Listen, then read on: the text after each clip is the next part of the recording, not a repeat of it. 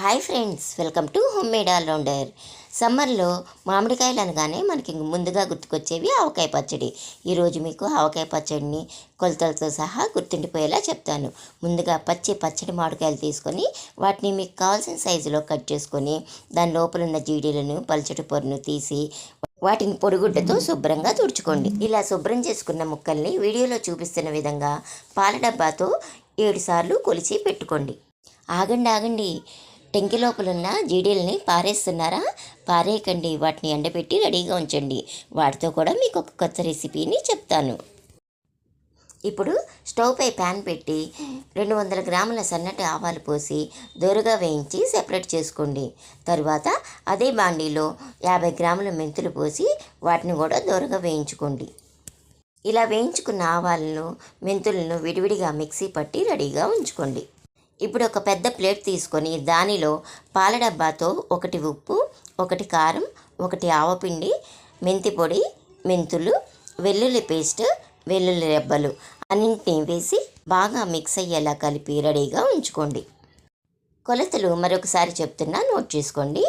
7 పాల డబ్బాల మామిడి ముక్కలకి 1 పాల డబ్బా ఉప్పు, 1 కారం, 1 ఆవపిండి, 100 గ్రాముల మెంతులు, 50 గ్రాముల మెంతిపిండి, 100 గ్రాముల వెల్లుల్లి పేస్టు, 50 గ్రాముల వెల్లుల్లి రెబ్బలు, నువ్వుల నూనె లేదా మీరు ఇష్టపడే ఏ ఆయిల్ అయినా వేసుకోండి.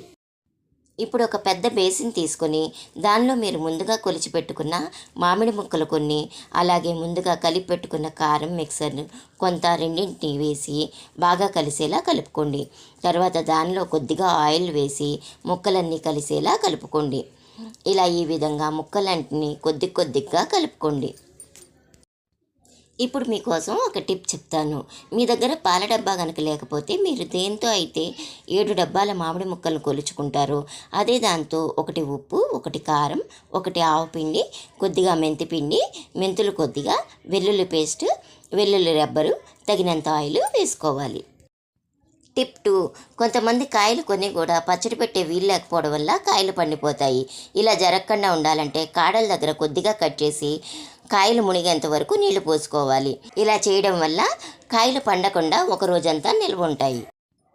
ఇలా కలిపిన మిశ్రమాన్నంతా సులువుగా కలుపుకునే విధంగా ఒక పెద్ద పాత్రలో వేసి మొత్తాన్ని కలుపుకోండి.